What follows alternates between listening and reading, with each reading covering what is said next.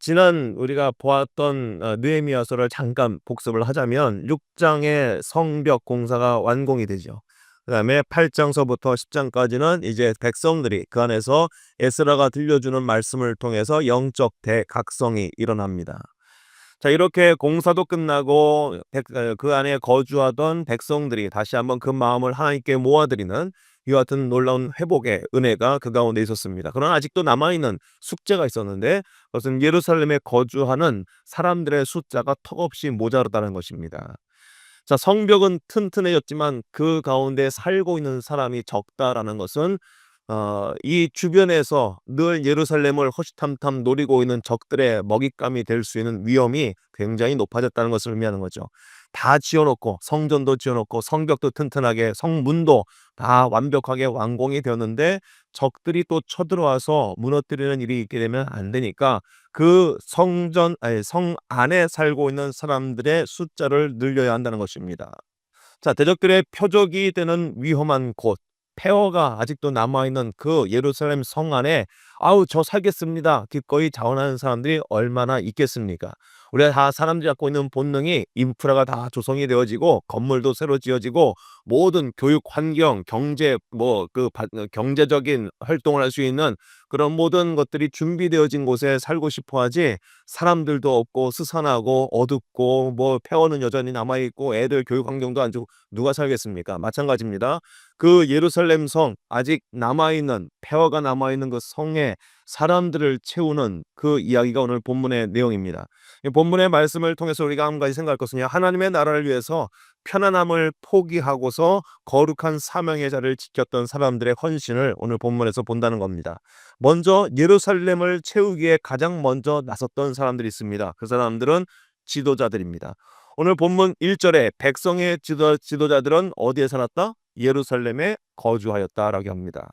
자, 리더십이라는 것, 사람들이 세워주신 그 사람들 앞에 하나님께서 세우신 그 리더의 자리라는 것은요, 특권이 아니라 오히려 책임입니다.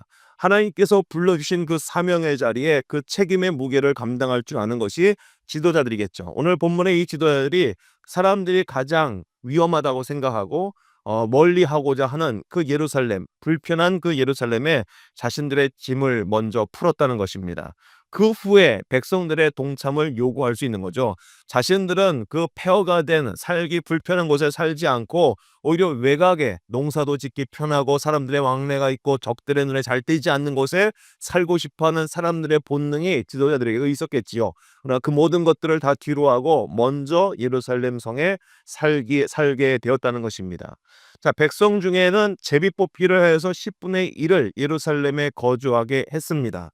이게 마치 11조 같죠. 전체 살고 있는 돌아온 이 예루살렘에 돌아온 이스라엘 백성들 가운데 10분의 1을 제비로 뽑아서 그들의 원하던 원치 않던 뽑힌 사람들은 예루살렘 성 안에 불편함을 감수하고 살게 되었다는 것입니다. 자, 때는 우리가 원하지 않아도 하나님께서 이런 강권적인 방법을 통해서 이거 뭐지? 하는 그런 순간에 사명의 자리로 부르시기도 한다는 겁니다. 자, 이것은 억울한 일이 아니에요. 왜 나한테 이런 일이 할 것이 아니라 하나님께서 우리에게 사명의 자리로 부르시고 남들은 하기 싫어하고 꺼려하고 불편하게 생각하는 일들을 하나님께서 나를 부르셨구나. 이 사명을 감당하기 위해서 나를 선택하셨구나. 뽑으셨구나 하는 생각을 하면서 그 영광스러운 부르심으로 이해할 수 있어야 하는 것입니다. 자, 이런 여러 가지 자원했던 지도자들의 솔선수범의 모습도 있었고 10분의 1이 뽑혀서 오는 이런 일도 있었지만 그 가운데 오늘 2절 말씀에 예루살렘에 거주하기를 자원하는 모든 자를 위하여 백성들이 복을 빌었다라고 합니다. 1절에 기록된 의무적인 그 차출보다 더 빛나는 헌신이겠죠. 뽑혔던 사람들이 아니라 내가 보니까 지도자들도 먼저 예루살렘에 거주하고 10분의 1의 사람들이 뽑혀서 이렇게 살아가는데 이 불편한 예루살렘, 적들의 위험에 노출되어 있다 할지라도 나는 불편함을 감수하고 그 예루살렘 성을 지키겠습니다. 자원하는 사람들도 있었다라는 것입니다. 이 사람들을 보고 사람들이 축복해 주었다는 것입니다. 예루살렘에 사는 건 다시 말씀드리지만 이 불편함을 감수하는 의미입니다. 그러나 이 불편함은 거룩한 불편함, 말에 좀 어폐가 있지만 이 거룩한 불편함이요, 정말로 그들의 보기에는 경제적인 손해를 생각하지 않을 수가 없었겠죠. 농토가 있는 자신의 지방, 처음에 성전이 완공되고 그들이 살았던 곳은요, 예루살렘 폐허된 성전이 아니라 그들이 먹고 살아야 된다 생각해서 예루살렘 성 밖에 있었던 농지를 차지하고 이미 7, 80년을 살았단 말입니다. 한 세대 이상 살았는데 그 모든 편안하고 농토가 있던 자신의 지역을 떠나서 예루살렘에 산다는 것은 굉장히 어려운 일이었다는 겁니다. 적들의 최우선 공격 목표였던 예루살렘에 사는 것은 안전의 위협이 있었겠죠. 성전이 있는 곳이었기 때문에 엄격한 규율이 있는 곳이었습니다. 이런 곳에 사람들이 자원하여 나왔다는 것은 본능을 거스르는 일이라는 것입니다. 이 세상의 사람들은 더 편하고 더 안전하고 돈 잘 벌 수 있는 곳으로 다 이사 가려고 하는 것이죠. 하지만 이들은, 여기에 나와 있는 예루살렘 성 사람들은 하나님의 성전이 있고 성벽이 완성되어서 아무도 가지 않고 하는 그곳에 내가 지키겠습니다 하고 나섰다는 것입니다. 이들의 희생적인 헌신을 보고 백성들은 복을 빌어 주었습니다. 자, 교회와 공동체는 이런 자원하는 사람들을 통해서 세워져 나가는 거죠. 아무도 하기 싫어하고 나서지 않는 일에 제가 하겠습니다 하는 그런 헌신을 통해서, 자발적인 헌신을 통해서 교회가, 공동체가 더 든든히 서 가는 것입니다. 그런 보이지 않는 곳에서 수고하고 있는 자들을 향하여 우리의 마음속에 진심으로 주 앞에 복을 빌어 줄 수 있는 그런 마음들이 우리 가운데 있으면 좋겠습니다. 자, 오늘 이 모든, 우리가 읽지 않았지만 3절서부터 36절까지 기록된 모든 사람들의 이름이 기록됩니다. 하나님께서 기억하시는 명단이라는 겁니다. 대대 세세토록 지금 우리의 손에까지 전달되면서 이 사람들의 이름이 읽혀지고 기억되고 있습니다. 예루살렘과 그 주변 마을에 거주한 사람들의 긴 명단이라는 것입니다. 유다 자손, 베냐민 자손, 제사장, 레위 사람, 성문지기들 이름의 숫자가 꼼꼼하게 기록되어 있습니다. 자, 이것이 주는 교훈이 무엇일까요?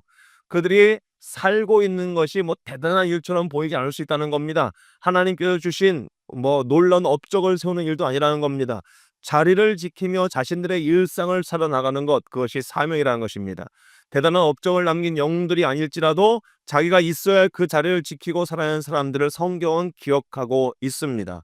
하나님께서 우리가 어디에 머물며 우리에게 맡겨주신 크고 작은 사명들을 잘 감당하는지 보고 계십니다. 세상은 이 사람들을 잊어버렸을지는 몰라도 하나님은 기억하시는 겁니다. 우리의 삶 가운데 정말 이와 같은 헌신이요, 내가 이렇게 하는 것이 뭐 큰 도움이 될까? 나의 이 일이, 이 헌신이, 이 작은 순종이 하나님 나라의 그 큰 그림을 볼 때 얼마나 많은 부분을 차지할 수 있을까 하는 회의적인 일이 들 수 있을 것입니다. 그러나 그 모든 것들이 하나님 앞에 기억된다는 것입니다. 아무리 작은 일, 아무리 아무것도 아닌 것처럼 보이는 일을 할지라도 살아내는 것이 이들에게 하나님 앞에 헌신이요 받을 만한 하나님께 받을 만한 제사가 되더라는 것입니다. 오늘 우리가 살아오는 본문을 통해서요, 생각할 것, 우리가 지켜내야 할 예루살렘이 무엇인지 생각해 봤으면 좋겠습니다. 그것이 우리의 사명의 자리고요, 그것이 우리가 편안하게 쉴 수 있는 곳이 아니라 하나님의 영광을 위해서 내가 지켜내야 할 사명의 자리라는 것입니다. 때로는 그것이 작은 일처럼 보일 수 있습니다. 불편해 보일 수 있습니다. 그러나 그 사명의 자리를 회피하지 않고 힘들다고 부담스럽다고 해서 그 기도의 자리, 순종의 자리 혹은 봉사의 자리를 피하지 아니하고 먼저 본을 보일 수 있는 우리 모두가 되었으면 좋겠습니다. 자원함으로 하나님 앞에 헌신할 때 하나님께서는 그 이름들을 기억하시고 그 삶의 자리를 묵묵히 지켜내는 자들을 하나님께서는 복을 허락하시는 겁니다. 화려한 사역이 아니어도 좋습니다. 묵묵하게 내게 맡겨주신 그 예배의 자리, 가정의 영역, 그리고 그 자리에서, 내가 일하는 일터의 자리에서 온전히 그 자리를 믿음으로 지켜내는 것이 가장 위대한 사명입니다. 일상을 살면서 그리스도인으로 살아가는 이 빛과 소금의 역할을 감당할 수 있어서 하나님 앞에 이 사명 감당하여 기억된 바 되는 우리의 복된 삶이 되기를 간절히 소망합니다. 아멘.